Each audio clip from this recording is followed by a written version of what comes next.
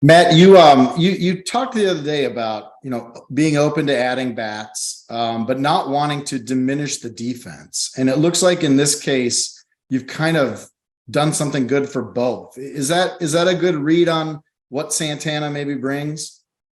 Yeah, Adam, I hope that it is. Certainly. I mean, he's a guy that we value what he does on both sides of the ball, and that that's kind of been our DNA all year. And we talk about adding offense. I think all of us want to try to add a bat, but we also don't want to do that at the expense of our defense. I think that has been a strength of ours, and with somebody like Carlos, we feel like we were able to check a lot of boxes there. And we'll go to Steve McGargy. Thanks for doing this. Do you feel like you're done as far as upgrades to the lineup now, or are you still looking for more bats in the next few days? Certainly still looking. We have a handful of days left before the deadline. I would love to try to do what we can to continue to help the team. Again, we want to do that responsibly, like I've said, but at the same time, we certainly want to do whatever we can to help the team. So we'll still be active, very much for the next few days. And we'll go to Todd Rosiak. Hey, Matt, there's a lot of reports out there that Carlos Santana, in addition to being a good fit with it being a switch hitter, playing first base, is a really good clubhouse guy. Obviously brings a lot of veteran experience to that clubhouse as well.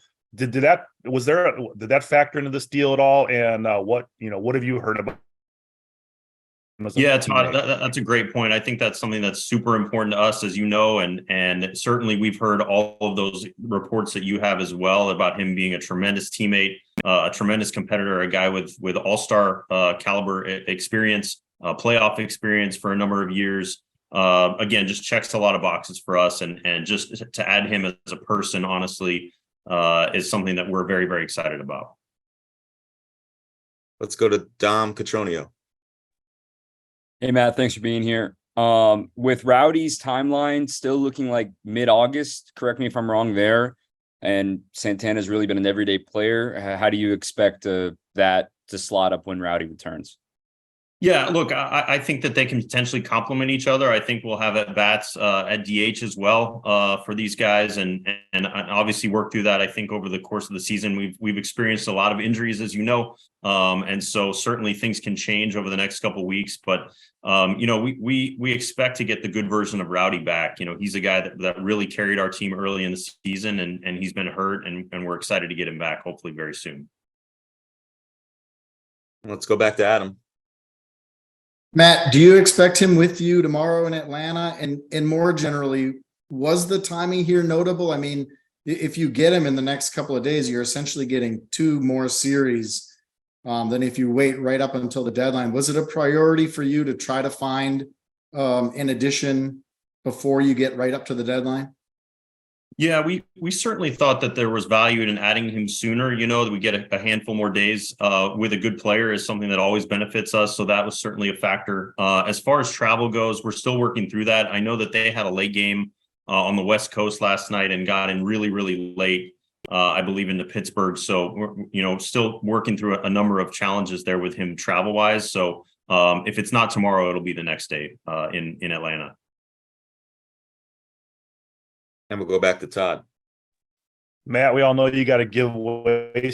You got to give something to get something, and in giving trading away Johnny Severino, what was that tough? And what did you like about him? Yeah, spent a lot of time with Johnny as a very young kid. Honestly, myself and a lot of other people did, and just a huge credit to our staff. Our international staff does a wonderful job down there, and I think we've built up enough capital internationally to be able to sustain this loss, but it's certainly a tough one. We invested real time in this player. We invested dollars.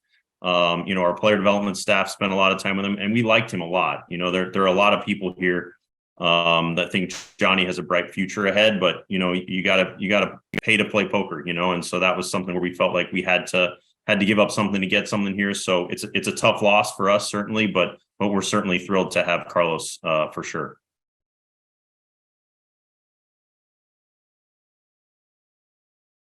I don't see any other hands raised. So with that, well, all right, Adam, go ahead. Matt, can you expound on that a little bit? Just because I'm sure the folks in Pittsburgh will be curious, and I don't think a lot of us know that much about Severino. What sort of player are the Pirates getting, and like kind of what is the potential there for him to be a guy you have to contend with sometime down the line? Yeah, Adam, that's always the concern when you make these types of trades. I mean, he walks in the door and he looks like somebody that would be a free safety at the University of Alabama. I mean, he's that kind of athletic, physical specimen. He's big shoulders, can barely fit through the door. I mean, he runs well, has a chance to play on the dirt, has power. You know, all the ingredients a guy you would hope to get, honestly. And so they should be happy with this player. He's a really, really interesting prospect. We know he's far away, but again, we know we have to give up something of quality to access a player like Carlos Santana. We were prepared to do that. All right, Matt, I don't see any other. Adam, you have something else? Sorry, I'm going to keep going. Just because this is related to your position player group, do you know any more about Brian Anderson, and do you expect him to play for you during this Atlanta series? It sounds like he's going to be a little bit pushed back. It sounds like potentially into early to mid-August at this point. Was there like a little setback in the last couple of days, or is it just caution? Is it just not getting past the finish line? No, I don't know if there's anything specific. It's just the timetable with the back is always kind of an unknown. I'm getting older myself, so I probably feel it day to day, right? But it's everybody handles the back injuries a little bit differently, and he's just working through it, but he'll be fine. And we'll go to Lance Allen.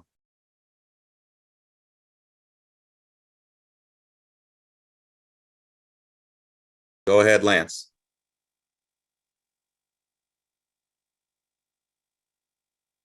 All right, Lance is frozen, so we're gonna wrap the things team's up off here. today, Adam, you but look just, like you have kind something of else giving on- them a lift, going into.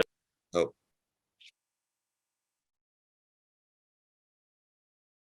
Sorry, Lance, you got cut off a Okay. little bit. Repeating that. Sorry about that. My Wi-Fi is a little wonky. Is this a little better? Yeah. Okay, sorry about that. I just wondered what this would do for the clubhouse, obviously going into stretch run, Matt. Obviously guys kind of seem to get pumped up a lot of times when there's an addition going into a stretch run. Yeah, I've received word from the guys already that they're pumped. We had a lot of guys that are excited, and that's great. Carlos did some damage against us earlier this year in Pittsburgh, and we noticed that. And so a lot of guys on our staff are certainly thrilled to have him. all right, Matt, we're gonna let you go. Thanks everybody for joining us today, and we'll effort Mr. Santana for you guys tomorrow. Thank you. Thank you. Thanks, Matt and Mike. Thanks, guys.